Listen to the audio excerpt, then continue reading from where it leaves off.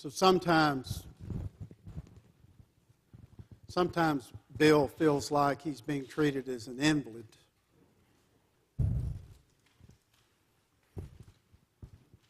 But what I thought that I saw was that you were being treated with love.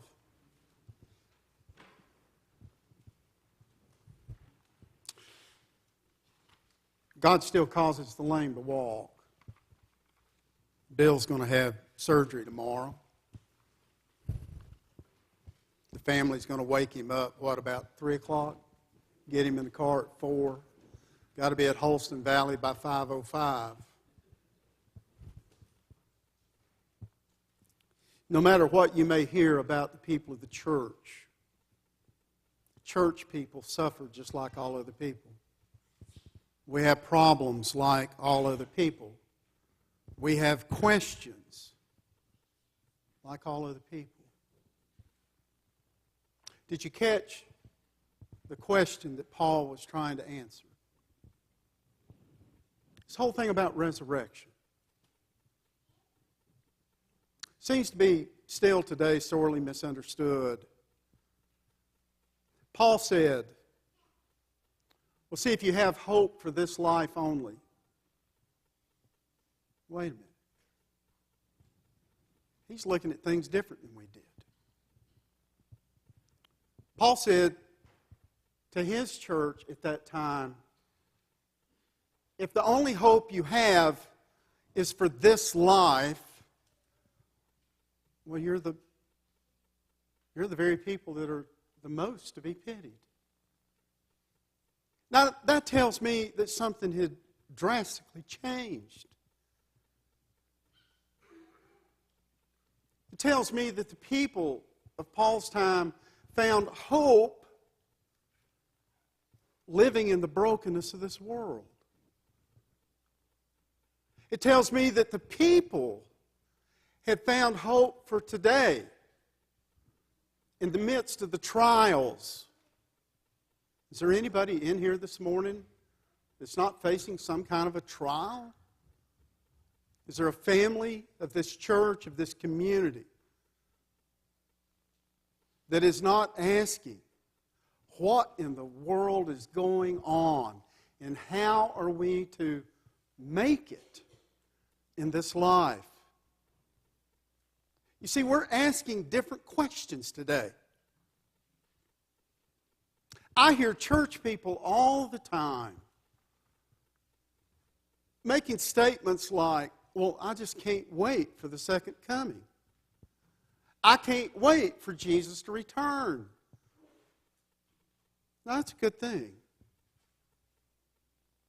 But oftentimes I think I'm hearing that in the context of people who have lost hope for today. You see, Paul is confronted with a different set of issues. And sometimes it just helps to understand the context that the people were facing.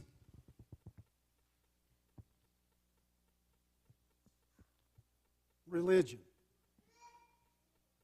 Make no mistake about it, my friends. It's really hard to get to Jesus Christ without going through the Jewish faith. He was born into a Jewish family. He practiced the Jewish traditions of worship.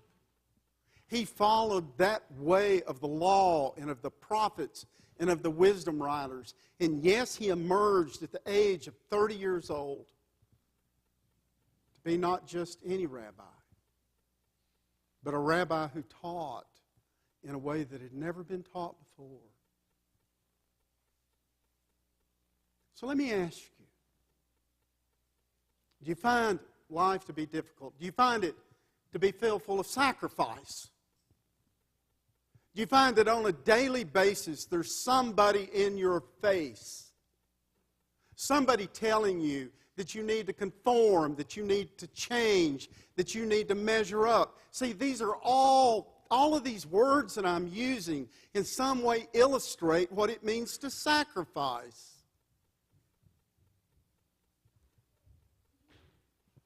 And that's what they were taught as Jewish people. It's the way they contended with sin. And we throw that word around in the church. Sometimes I wonder if we really even know what that word means. Let me take a shot at it. Do you feel separated from God? Do you feel that you don't measure up? Do you feel that there's something in your life that you must change in order to know the love of God? See, it's not new. That's a human condition. That's what sin does. And we go back to the Apostle Paul and try to understand the context of his culture. And they had all of these rituals and all of these sacrifices, and there's no way for us to understand them. We don't practice this.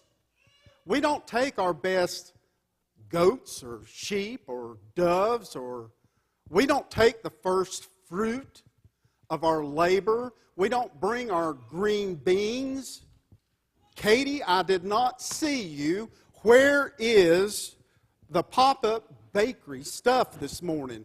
If we were still under that old, come on now, if we were still under that old system, then what Katie would have done is, she's a baker, she would have took part of her profits, she would have took some of those desserts, and she'd have brought them and put them on the table, and we'd have something sweet to eat this morning.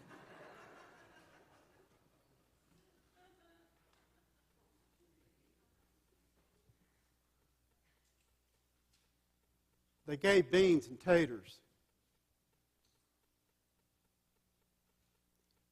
They gave 10% of everything that they raised.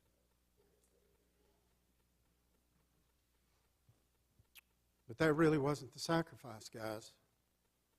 All of that was to feed the priest and the priest's family. That's what that was about. The real sacrifice was when they were caught in sin. And sometimes it meant that when they got caught, they'd be stoned. Go back and read it. Sometimes it meant that when they got caught, like stealing. I'll just tell you right now, I've stolen. I still remember that dadgum pencil. Kenny, I do. I remember that pencil that I stole when I was in elementary school. And there's no way to give it back. I don't even know what happened to it. But the book of the law is clear that if you get caught stealing, they'll cut your right hand off. Steal again, what are they going to cut off? They'll cut your left hand off. I got news for you. We can steal without hands. And so something's changing. I'm trying to get us to understand that when Jesus was born and he suffered, whatever it is that's going on in your life that causes you pain, I'm sold out.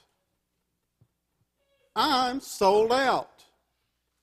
That's what Jesus was experiencing on the cross up until 2:59 on Good Friday.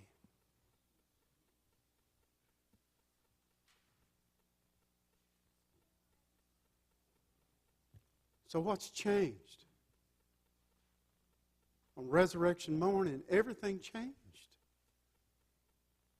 All of a sudden, the very stuff that would separate us and divide us from God, God is now going to use to meet us where we are, as we are. But I'm just going to tell you, church, that teaching right there is not a popular teaching. Because one of the things that we love to do as human beings is to be in control of one another. And that's not love that is patient, and love that is kind, and love. Love never insists on its own way. Because the love of God through Jesus Christ will meet us where we are, in the brokenness of our life. And this is what the people, I believe, discovered between the resurrection of Jesus Christ and this writing that took place however many years later, 30, 50, 60 years. The Gospels were not written at least 90 years after the resurrection. You see, they found hope for life today. But look at what's going on in our culture. We all speak different languages and we're all after different things. If we each stood up and we named the suffering that is going on in our individual lives and in our families right now, we would be overwhelmed with the amount of hopelessness that there is in the world. And so it's understandable, isn't it, that in Paul's time, the people were concerned about those who were dying. You see, they had hope for today, but what they were concerned about is how about those who have died? How about those who are going on? Is there life after death? And Paul is trying to comfort them. He's trying to get them to understand the way of God. And so please hear me. Jesus came and lived as a human being, just like you and I, here on earth. Does that give you hope? That gives me hope. That gives me hope for today. That gives me hope for the problems that are in my family. That gives me hope. But my friends, oftentimes we get so overwhelmed. We get so overwhelmed by life that we practice this thing called escapism. Andrea and I were in Pigeon Forge a couple of days ago. She's been sick and in bed for days. That stomach thing is worse. If anybody in here has had it, it's worse than death itself. If you don't believe that, ask my wife. Ask me, I'll tell you. It's nasty. And we got out and we went down to Pigeon Forge. We didn't get into Gatlinburg. But if y'all notice, there's even one going. There's already one here in Kingsport. There's an escape room. How many of you have been? Oh, nobody? Oh, there are. Oh, come on, put your hands up a little higher. Escape rooms. And I know there's one right here. An escape room. Well, let me introduce you to the original escape room. It's right here. This is the original escape room. This is the room that shows you how to escape this life of brokenness with hope and with peace and with patience and with kindness and generosity, especially to the jerk next door that is trying to tear you apart. But if we don't learn how to escape this life with hope, what makes us think we'll know hope when we see it on the other side? And so now to my notes. Look, fill in the blank. It's in the bulletin if you want to follow me. I don't have much time. You see, God's ways begin with the end in mind. In other words, in the beginning, God has the end already established. In the beginning is the end, and in the end there is the beginning. Jesus talks this way all the time. He says that the first shall be, and the last shall be. Do you hear it? How many of you have ever been to a NASCAR race? How many of you have ever watched a NASCAR race? See? You know about a circuit. Here's the deal about a circuit. The starting line, any NASCAR race, the starting line is what? Oh, it's the finish line. Now you know who Jesus is. Come on. Oh, come on. Don't look at me sideways. Have you never read the book of Revelation? Jesus said, I am the Alpha and the... Now, in English, that would be the A and the Z. Oh, golly, you passed the test. It's almost like we're in English class, and I don't know anything about it. Because you listen to me speak, and you know I butcher the English language. The first shall be last, and the last shall be first. It's a circuit. The measure that you give is the measure you receive. You see, I really contend that on any given day, the best we can do is to give to one another what we've got.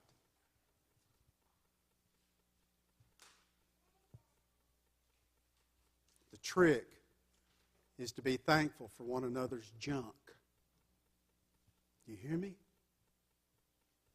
The trick is to be thankful for one another's junk.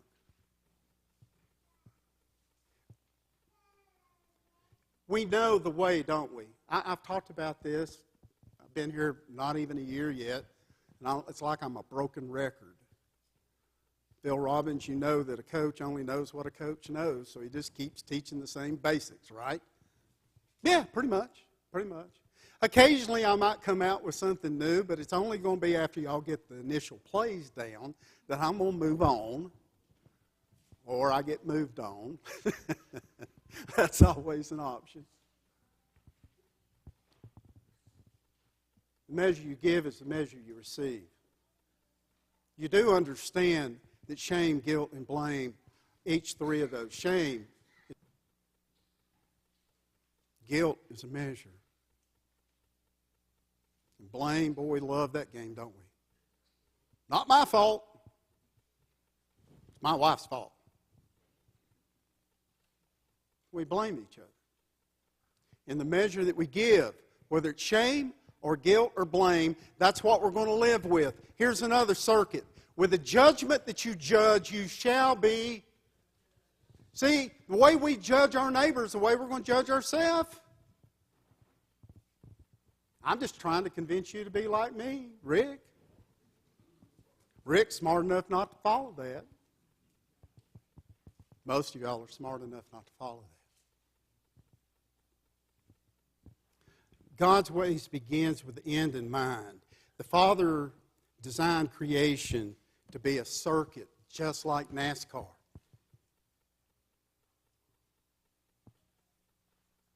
Just like any foot race. The beginning line is the finish line. So where did we all begin? With God. That's all of our beginning. We were all created in the image of God. You're either going to believe that and accept that by faith, or you won't. That's okay. It's not going to change what God has done. And so why wouldn't we want to buy into the idea that if God created us in His image and we fell from it, that God is going to finish His work, that God is going to bring us back and restore us to that image? Now the difference would be is you can't prove that with facts. It takes faith. It takes faith. We can argue about the facts. I'll debate the facts with you. I love to debate the facts. But you see, I'm not going to debate faith with you. Because my faith is in Jesus Christ. And if there's sin in the world, if there's shame and guilt and blame, and there is, Jesus suffered all of that on a cross. And He died to that. And so when He died, sin died with Him. When He died, sin died with Him. If you don't trust me on that, read Romans chapter 6, verse 1 through 4, and then let's sit down and debate.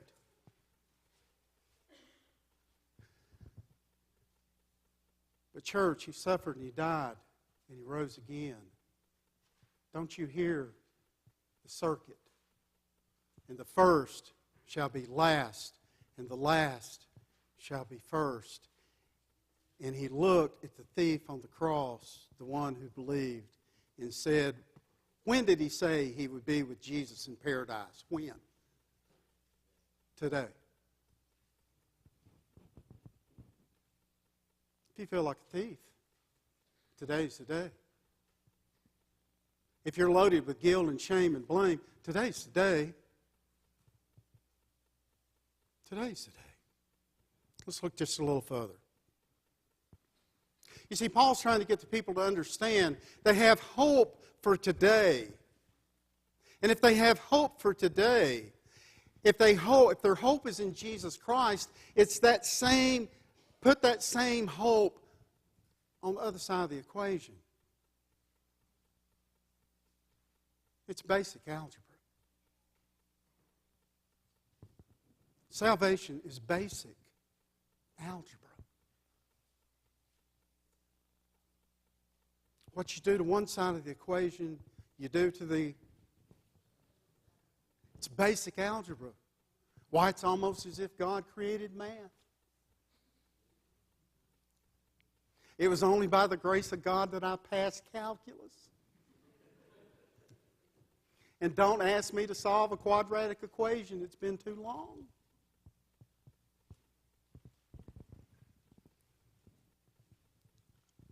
On resurrection morning, the people were confused and filled with fear. They'd never seen anybody risen from the dead. Never seen it.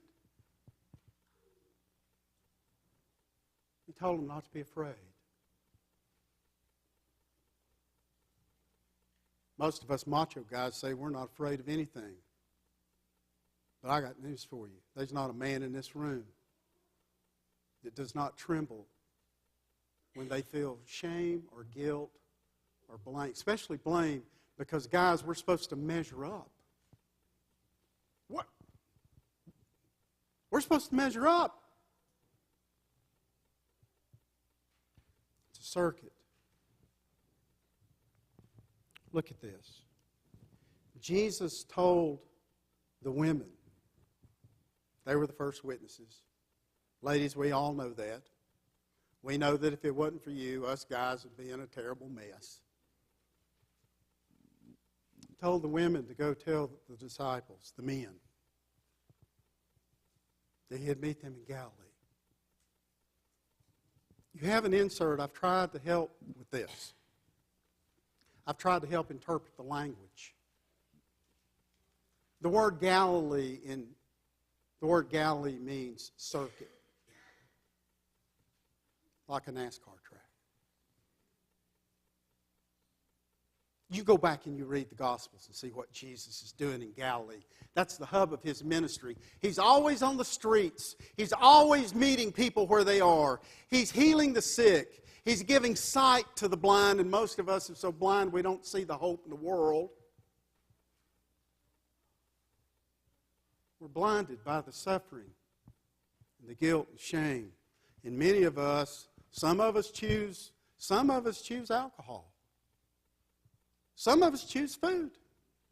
Some of us choose pastries. Carbohydrates. Don't you just love I'm addicted to carbohydrates. Just because my addiction is more socially acceptable doesn't mean my addiction is any different than anybody else's. Not in the eyes of God. The word Galilee means circuit. So let me offer you another circuit, okay? Because I'm trying to convince you. And that's not my job, that's the Spirit's job. Let me tell you about another circuit. It's called love. It's called love. Paul tells us what that circuit looks like. Love is patient. Love is patient. Jackson. Love is patient. We've been trying to teach you that, brother. So don't you be looking at your sister over there making noise in church. You practice patience, brother.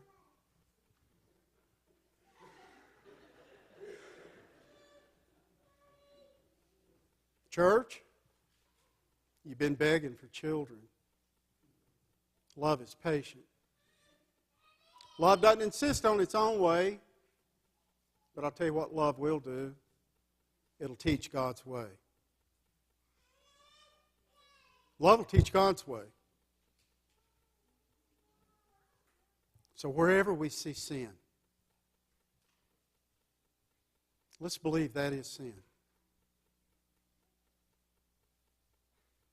I don't want to condone any sin. I never will. I'm not going to condone it. I know it's destructive power in my own life.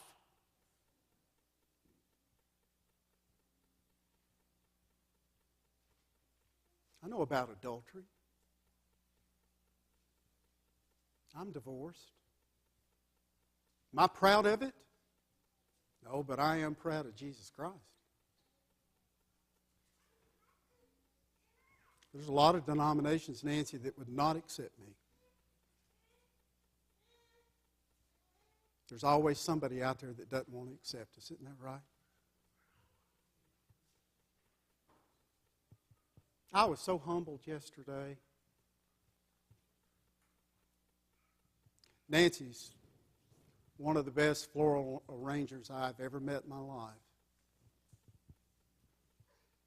And she let me put the flowers on the back side of the...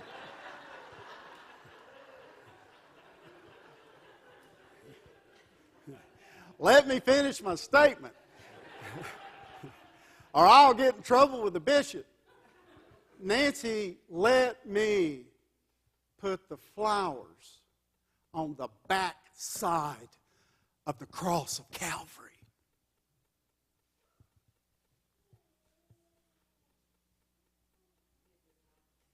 You know why I said the backside? Because best I can tell, God's always had my backside. Love is patient. Love is kind. Guys, we're going to mess up, make mistakes. Do your best to change them. But when you're tired of trying to change it on your own, come see me. I'll show you a more excellent way. I'll show you a more excellent way. It's called faith. And if you have the faith to move mountains, and you know there's more, come see me. I'll do my best to help you.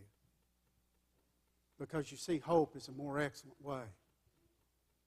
It'll trump faith every time. Because our faith is in Jesus Christ and what He can do. But our hope is in Jesus Christ and we become like Him in our actions. Nancy, that's what you did yesterday. I saw you sneak around and look a couple of times.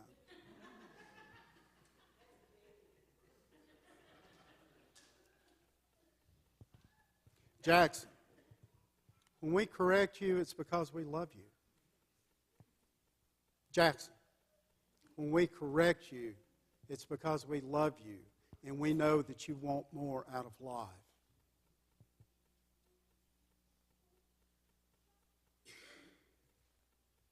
But I'll show you a more excellent way, and I haven't got this one down. You'll have to consult somebody else.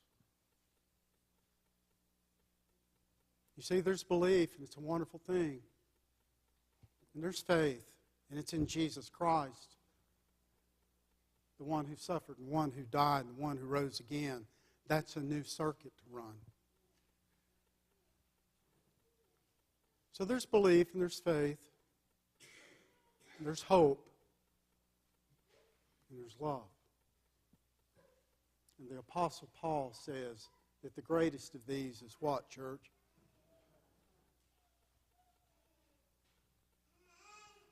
There's a difference in knowing it here and living it here.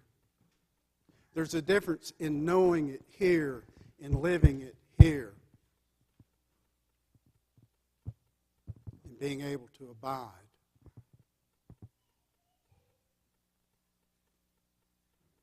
You see, that's what I think Easter's all about. He'll always meet us in Galilee.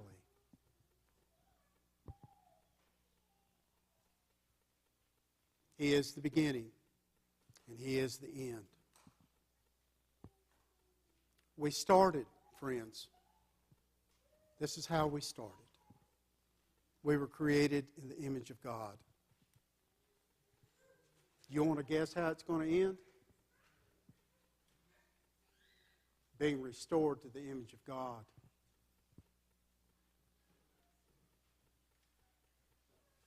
Do you have that kind of faith? If you accepted Jesus Christ as Lord of your life, are you tired of being beat up by the world and beat up by self? Are you ready to seek a new way? I invite you this morning, you can come and join me at the chancel. You can do it right where you are. It's not about me. It's not about being seen. It's about turning to the Lord and admitting your own brokenness. You've been crying for help your whole life. You've tried it on your own. Would you let Him walk with you? That takes faith. You see, I'm trying to practice hope. If you're looking for somebody to walk with you that's in flesh, that has struggled, I would be honored. My number is on the front of the bulletin, and it's there for your use. To God be the glory, for He is risen in this life and in the life to come. He is the Alpha and the Omega, the beginning and the end, the first and the last.